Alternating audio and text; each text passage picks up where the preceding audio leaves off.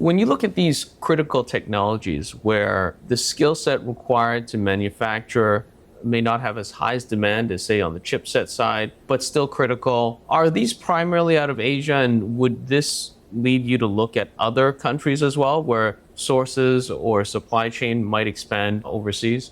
Mostly, I think in terms of the semiconductor equipment side, I would say other than ASML, I would say it's probably in US and a lot of it are in Japan. Also chemical as well. In fact, semiconductor chemicals, which are very important, they go hand in hand with your equipment. Cannot have your equipment without those special chemicals. So they actually go hand. They are either dominant by one Japanese company or dominant by three Japanese companies. So that is how the semiconductor landscape. I think Japan used to be very strong in semiconductors. They are probably no longer been sort of crowding out by Taiwan, Korea, but they are still very, very dominant in chemicals, consumable, and also equipment sides. So something that is we also want to spend and have been spend a lot of time, effort as well. There's no shortage of TMT funds out there. Different funds have different strategies and how they construct the portfolio. What strikes me about your book is that it is a relatively long-term focus, but it sounds like the horizon is roughly 2 years. So I'd call it maybe medium-term focus, but it is a concentrated book. I do want to touch on macro. And I think I want to speak a little bit to your background because you were previously at Invesco. You do take, and I was reading your newsletter, your last quarterly newsletter, you do take a very macro approach on, I sense that macro view helps guide your allocation or at least your exposure. So walk me through your view the last couple of quarters on how you see the Fed moves, and it's clearly instructed you to increase your gross, and then walk me through how your view looks over the next 18 months. I wish that we are a tech investors, and I think that as a risk managers, we need to know what kind of market cycle we are at, and obviously for last year, 2023, the macro has been quite a lot of volatility in the market, which are driven by macro sectors. And that's why I think last year we have put in a lot of the focus. I would say that, for example, beginning of last year when we just started the fund and we look at the macro, we were initially positive on China macro, China reopening, but we quickly see that the momentum is diminishing away. And typical, I think for a fund managers, we know that in the bear market, even if your view works, the best thing is that you don't lose money. Now, if your view doesn't work, you get punished severely by the market. But on the other hand, in a bull market where the market is going up, if your view got it wrong, normally you don't lose money. And so it's important to pick, which market is doing well, and that obviously relates to macro. So last year we could quickly move our position from China, even suffering some losses, but then we quickly moving to US and capturing those growth opportunities. Now, in terms of macros, I wouldn't call myself an economist. I have been looking at China for 10 years, but so I have a basic understanding of macro parts. So I think how we see going forward is that, like many people said, that other than China, obviously, that the US market, which obviously Japan is following as well, is following in the Goldilocks period.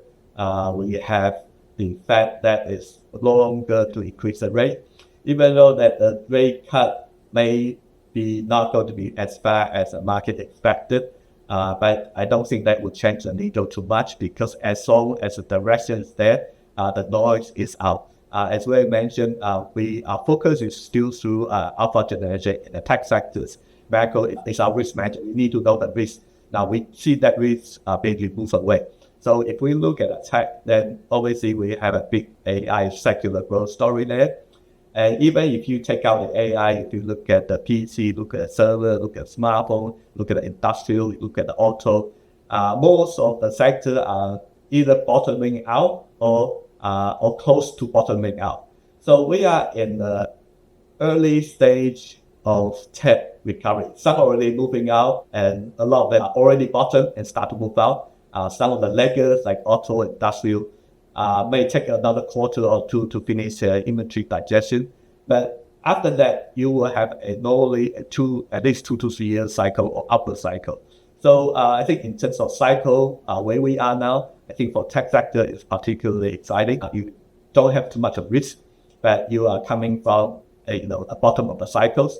Now, obviously, with in the AI space, there's a lot of the valuation are not achieved, but given the growth outlook, I think they are probably reasonably justified, able to justify for the long-term growth. You mentioned about your divestment from China, and you probably saw a bottoming out of the general US markets last year. If you look at the price action of HSI and CSI in China, that we might be actually hitting kind of a bottoming out structure from a TA perspective. What would you need to see to start redeploying capital back to China, since this is where your strength is? Yeah, I have to say on a macro level wise, the confidence on China is not very high at this level.